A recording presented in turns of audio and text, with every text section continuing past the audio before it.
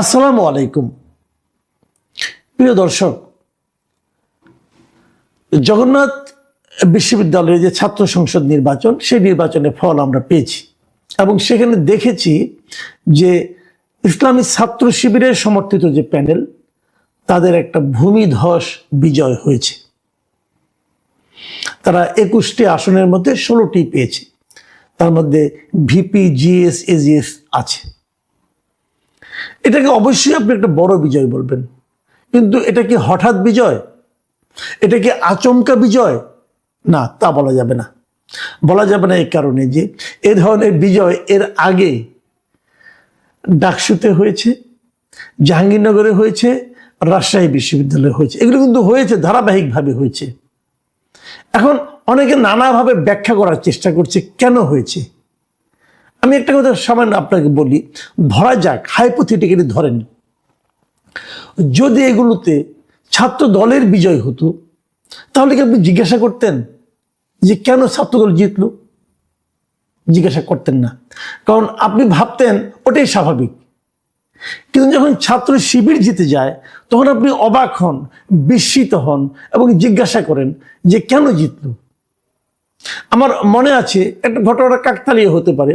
আমি একটা কাজে, আমার একটা একটা পারিবারিক কাজে আমি মাঝখানে রাজশাহীতে গিয়েছিলাম। রাজশাহী বিশ্ববিদ্যালয়ের একজন অধ্যাপকের একটা মেয়ের বিয়েতে আর কি। সে ওখানে যেতে আমি গেলাম, যাওয়ার পর দিন আমি রাজশাহী বিশ্ববিদ্যালয়ের ক্যাম্পাসে ছিলাম রাতে।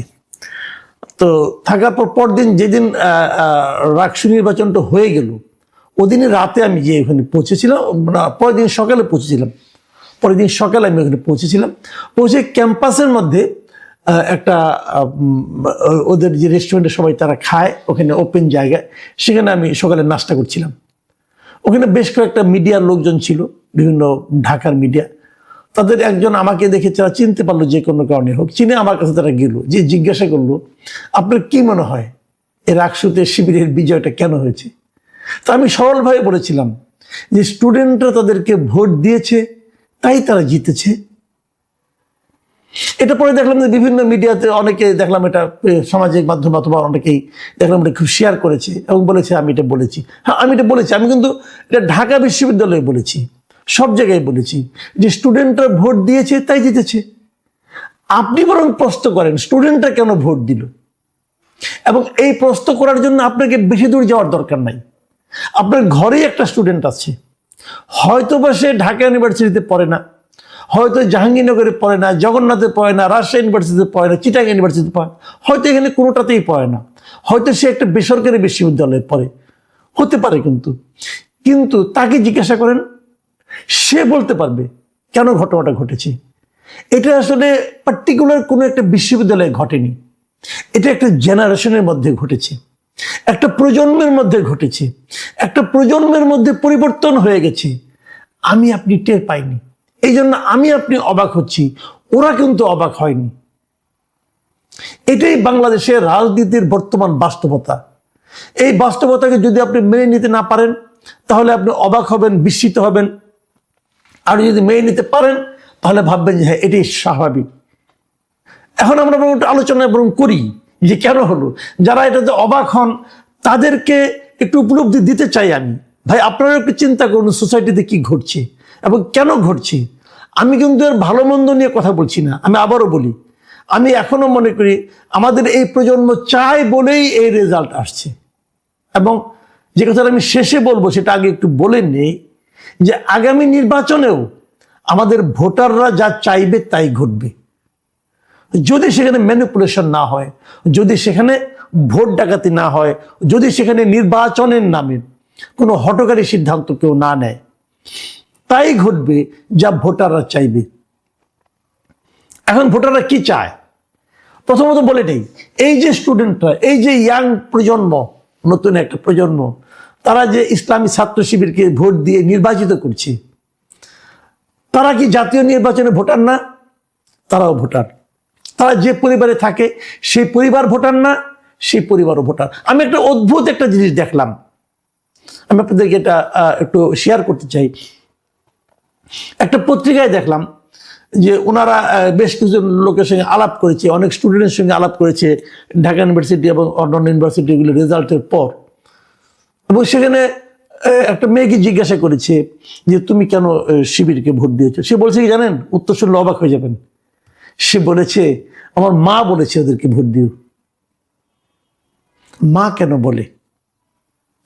মা বলে এই কারণে, মা তার কন্যা সন্তানের নিরাপত্তা চায়। মা বুঝতে চেয়েছে যে কারা ছাত্র সংসদে আসলে তার কন্যাটা নিরাপদে থাকতে পারবে, সে মা বলেছে। আবার আরেক দিকে কথা, মা কেন বলেছে? মা তো আগে বলতো না, এখন মা কেন বলে? তার মানে মার মধ্যেও কি কোনো পরিবর্তন হয়ে গেছে? হ্যাঁ, হয়েছে। এই জায়গাটাতে আমাদের যে ট্র্যাডিশনাল পলিটিক্যাল পার্টিগুলো আছে, সেই পার্টিগুলোকে একটা শিক্ষা নিতে হবে।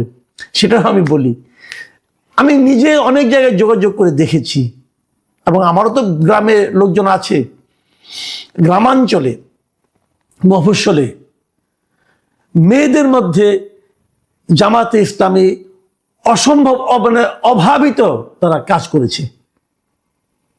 এটা অন্য অন্য আমাদের ট্র্যাডিশনাল পলিটিক্যাল পার্টিগুলো চিন্তাও করতে পারবে না, তারা কি পরিমাণ কাজ নারীদের মধ্যে করেছে।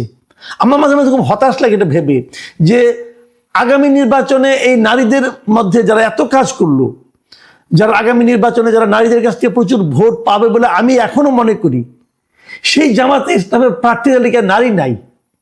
এটা আমাকে খুব আহত করে, হতাশ করে।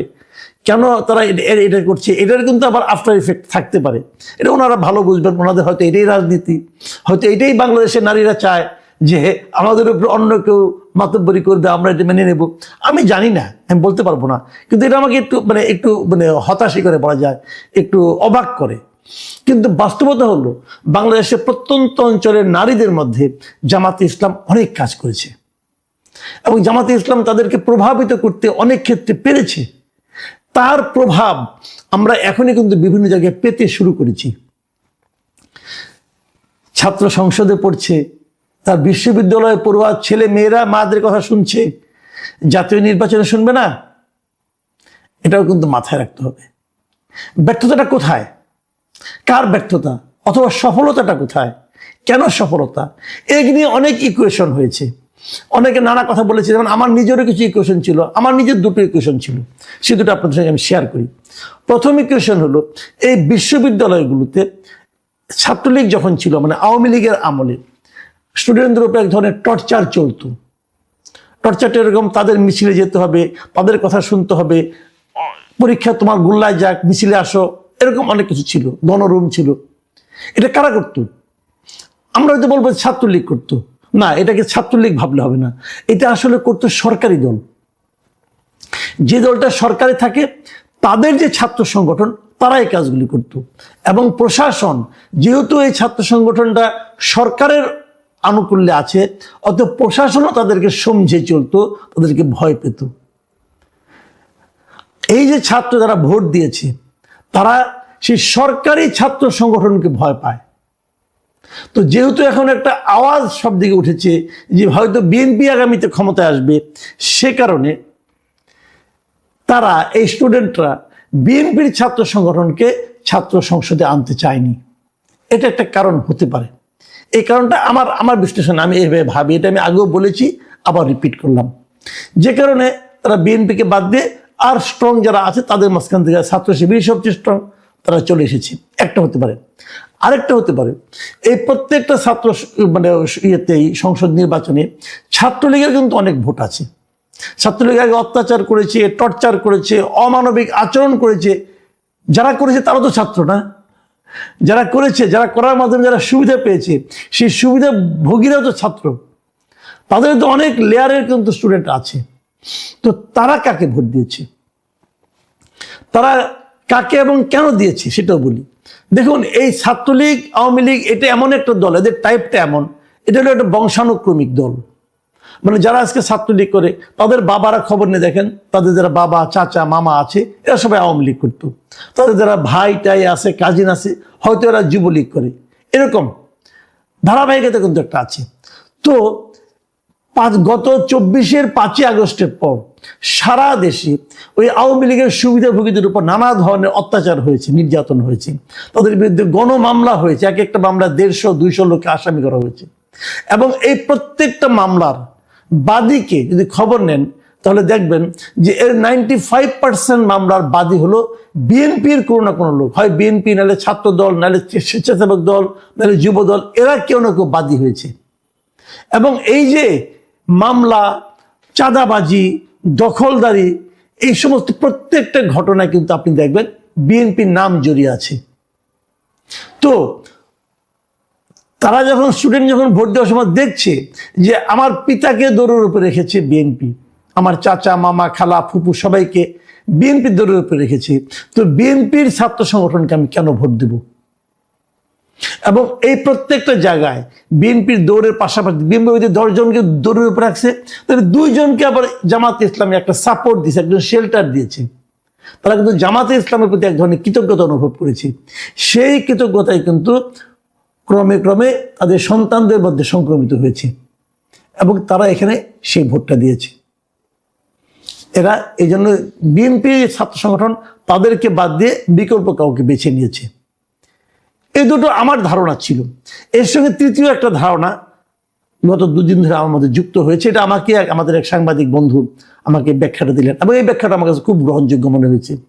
ওনার ব্যাখ্যাটা হলো বিশ্ববিদ্যালয়ে ভর্তি হতে হলে কিন্তু আপনাকে কোনো না কোনো একটা কোচিং করতে হয়। আমাদের সমস্ত স্টুডেন্ট যারা যত লোক বিভিন্ন বিশ্ববিদ্যালয়ে ভর্তি হয়েছে তারা কোনো না কোনো একটা ইন্টারমিডিয়েট পাস করার পর কোনো না কোনো একটা কোচিং সেন্টারে ভর্তি হয়েছে। এবং এই কোচিং সেন্টারে যারা টিচার এবং কোচিং সেন্টারে যারা চালায় মালিক, এদের মধ্যে শতকরা 80% মালিক হলো জামাত শিবির। এরা সবাই এই 2টা পলিটিক্যাল পার্টির সঙ্গে সংশ্লিষ্ট। যখন গত 17 বছর আওয়ামী লীগ যখন জামাতকে নানাভাবে সব ধরনের সামাজিক, সব ধরনের পলিটিক্যাল রাজনৈতিক কর্মকাণ্ড থেকে বিচ্ছিন্ন করে রেখেছিল, তখন তারা এইদিকে মনোনিবেশ করেছিল। এবং এখানে পড়াতে যে একদিকে তারা ভর্তি জনতাকে প্রস্তুত করেছে, আরেকদিকে তারা ধর্মীয় শিক্ষা এবং ইসলামী ছাত্র শিবিরের যে শিক্ষা, সে আদর্শগুলো ধীরে ধীরে এদের মধ্যে ঢুকিয়ে দিয়েছিল। এবং অনেক ক্ষেত্রে এমনও হয়েছে যারা নাকি মেধাবী কিন্তু দরিদ্র, তাদের কাছে তারা টাকা পয়সা পর্যন্ত নেয়নি, তাদের ফিস দিতে হয়নি, বিনা পয়সায় পড়িয়েছে। সেই কৃতজ্ঞতা বোধ এবং সেই শিক্ষা দুটো একত্র হয়ে কিন্তু একটা বিরাট জেনারেশনের একটা বড় অংশ কিন্তু ছাত্র শিবিরের প্রতি এক ধরনের সহানুভূতি তারা কিন্তু প্রদর্শন করছে। সেটারই একটা ফল আমরা বিশ্ববিদ্যালয়ের নির্বাচনগুলোতে দেখছি। দেখুন, এগুলো আমি যেগুলি বললাম না, এগুলো হলো আপনার এক ধরনের কারণ খুঁজে বের করা, কেন ঘটলো, কি ঘটলো না ঘটলো, এটা। কিন্তু এর বাইরেও কিছু কথা আছে। আমরা দেখেছি যে জামাতে ইসলামের সঙ্গে, জামাতে ইসলাম এবং ছাত্র শিবিরের যে পলিটিক্স, তার সঙ্গে আমাদের ট্র্যাডিশনাল যে সমস্ত রাজনৈতিক দলগুলো আছে, আওয়ামী লীগ, ছাত্রলীগ, বিএনপি, ছাত্র দল, এদের একটা বেসিক পার্থক্য আছে। সেই পার্থক্যটা হলো জামাতকে আপনি যত যাই বলে, পছন্দ হোক বা না হোক, এটাই বাস্তবতা, জামাত শিবির তারা ওয়েলফেয়ার পলিটিক্স করে। তারা মানুষকে বোঝাতে চায় যে আমি তোমার আপনজন। সেটা মনের থেকে বোঝায় নাকি অভিনয় করে, সেটা কিন্তু অন্য হিসাব। তারা এটাই বোঝাতে চায় যে আমি তোমার আপনজন, তুমি আমার কাছে আসলে উপকৃত হবা।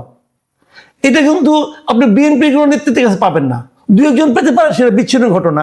কিন্তু বিএনপি যারা গড় নেতা, তাদের কাছে আপনি যান, তারা যে আপনার সালামের জবাবটা নেবে দয়া করে, এতেই আপনাকে খুশি থাকতে হবে। আপনি এটুকু ভেবে খুশি হবেন যে আমি 10 বার সালাম দেওয়ার পর অন্তত 2 বার উনি জবাব নিয়েছেন, উনি জবাব দিয়েছেন, অতএব আপনি মুগ্ধ। এই ধারণা নিয়ে আপনাকে বাস করতে হবে। তো মানুষ আর কতদিন জিন্দাবাদ বলবে? ওয়েলফেয়ার পলিটিক্সটা আসতে হবে। আমি কিন্তু এই জন্য বলেছিলাম যে তারেক রহমান যখন দেশে আসলেন, ওনার মধ্যে কিন্তু সেই ট্র্যাডিশনাল পলিটিশিয়ানের অ্যাটিটিউড আমি দেখিনি। ওনার আচার আচরণে আমি দেখিনি। ওনার আসার কারণে এই যে মানুষের কষ্ট হল, উনি সেজন্য দুঃখ প্রকাশ করেছেন। ওনাকে কেউ একজন গালি দিল, তাকে উনি আপনার জেলখানা থেকে ছাড়িয়ে আনার জন্য সুপারিশ করেছেন, বলেছেন আমাকে কেউ গালি দিতেই পারে, সমালোচনা করতেই পারে, এই জন্য তাকে আপনি জেলে নেবেন কেন? এটা কিন্তু ট্র্যাডিশনাল পলিটিক্সের মধ্যে পড়ে না। উনি কিন্তু উনি আসার পরেও সেটাও তো ছাত্র দলকে জিতাতে পারলো না। এটারও কারণ আছে। এটা হলো উনি যে অল্প সময় এসেছেন, মাত্র কয়েকদিন, উনি হাইপটা তুলতে পেরেছেন, মানুষের মধ্যে একটু জোয়ার উনি তুলতে পেরেছেন, হয়তো অটোমেটিক উঠে গেছে। কিন্তু সেটা সেই স্টুডেন্ট যা নাকি সব কিছু একটু লজিক দিয়ে চিন্তা করে, তাদের মধ্যে পর্যন্ত পৌঁছায় নাই। কি কারণে পৌঁছায় নাই? তারেক রহমানের সঙ্গে সঙ্গে ওনার নেতৃবৃন্দের মধ্যে কি সেই পরিবর্তনটা আসছে? আমি একটা এক্সাম্পল দিয়ে বলি। এই যে আমি 3টা ঘটনার কথা বলি আপনাদেরকে।